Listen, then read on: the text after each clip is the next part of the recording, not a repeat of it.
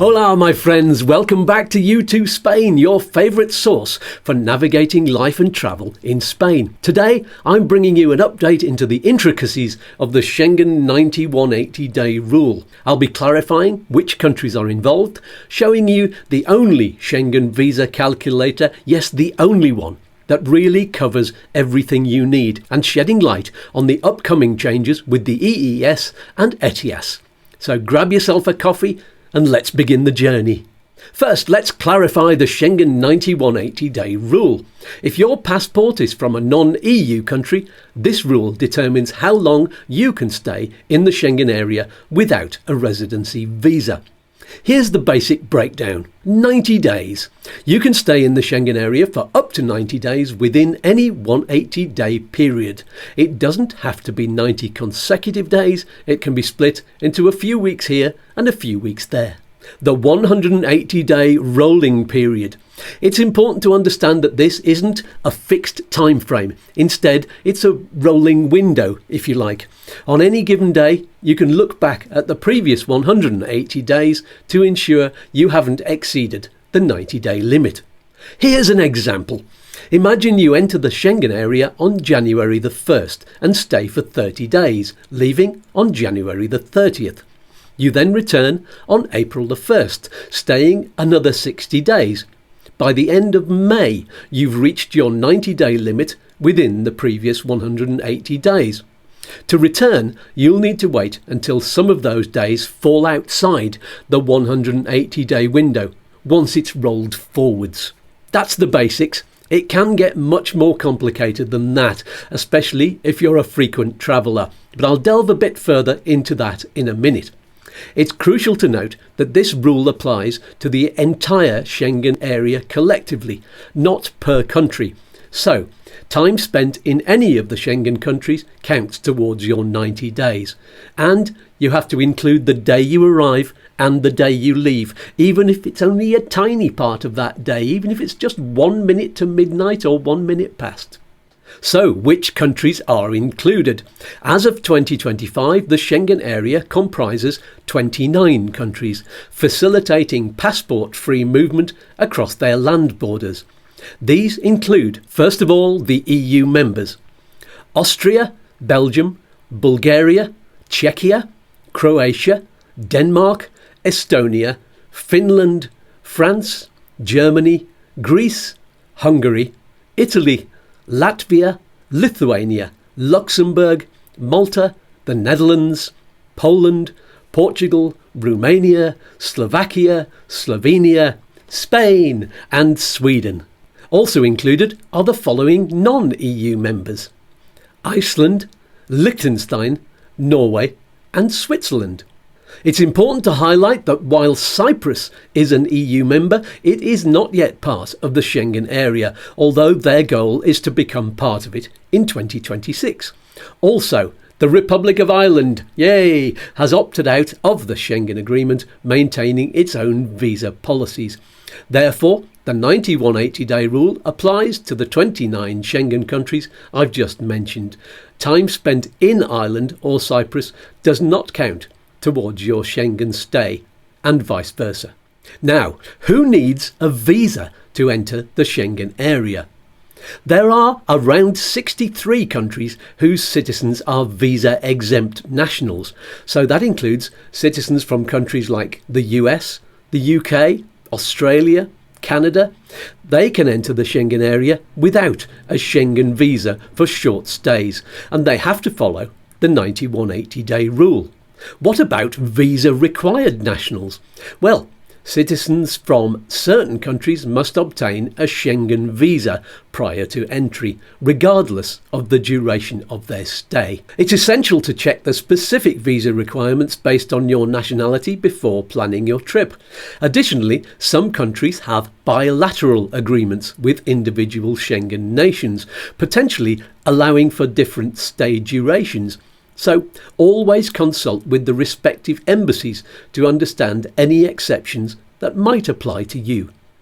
So, on previous videos about the 90-180-day rule, I've attempted to explain the rolling 180-day period in various different ways.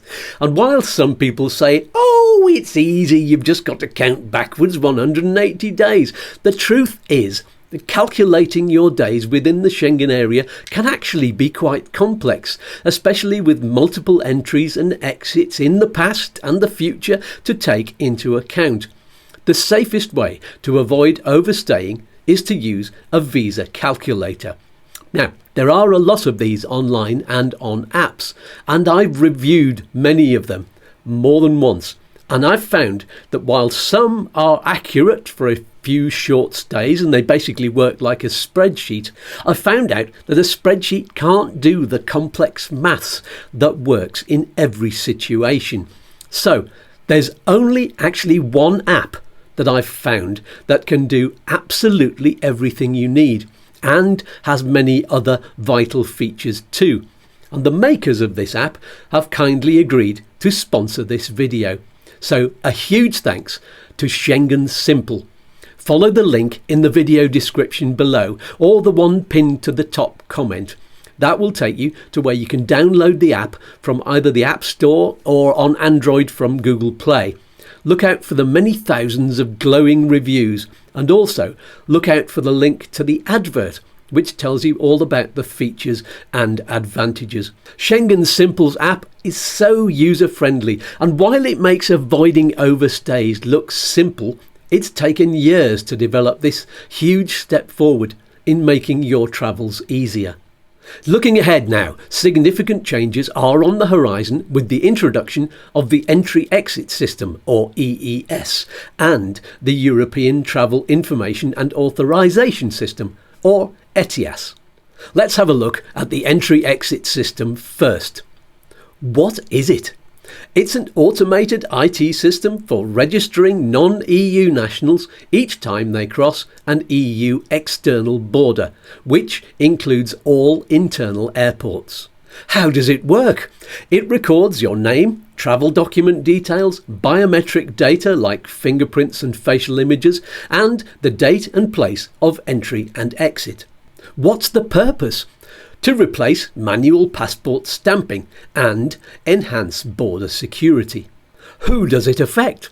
Non-EU nationals, both visa required and visa exempt, entering the Schengen area for short stays.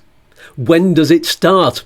Well, it's taken a long time and lots of delays to get this complex real-time programme working with every country's border IT systems. But at last, fingers crossed, the EES is expected to launch in October 2025 with a 6-month rollout period. How will it affect you and your journey? The first time you use it when you set off, you'll need to have your biometric data taken at the airport. So when EES goes live, it's possible there could be some delays and queues at the machines. But after that, it should mean queues will move quicker, because you won't need to be scrutinised by a border guard and have your passport stamped. Now, what about the European Travel Information and Authorisation System? So what is ETIAS? Well, it's a travel authorisation system for visa-exempt travellers to the Schengen area. How does it work? Travellers will need to apply online in advance of their journey, providing basic personal and travel information. Most applications will be approved within minutes, but some may take up to 30 days. The cost? €7, but it's valid for 3 years, unless your passport expires in that time. But it's free to the under 18s and the over 70s. Who does it affect? Citizens from around 63 visa-exempt countries, including the UK, the US, Australia and Canada. When does it start? ETIAS is scheduled to become operational in 2026, following the rollout period of the EES. They want to make sure, of course, that it's running smoothly first. It's important to note that ETIAS is not a visa, but it's a travel authorization, similar to the US's ESTA system. In summary, stay informed. Keep track of your days in the Schengen area using the Schengen Simple app. Be prepared. Anticipate the upcoming EES in October 2025, which will automate border checks. Plan ahead. Look out for the ETIAS requirement starting in 2026, ensuring that you apply for travel authorisation in plenty of time before your trip. YouTooSpain, of course, will announce the start date as soon as it's known. By staying informed and prepared, your travels across Europe will be smoother and more enjoyable. If you found this video helpful, please give it a thumbs up, subscribe to YouTooSpain and hit the bell icon for more updates on living and travelling in Spain. And hover over the QR code to donate what you think this information is worth to you. Hasta luego! Peace and love! Peas and fluff! See you in the next video!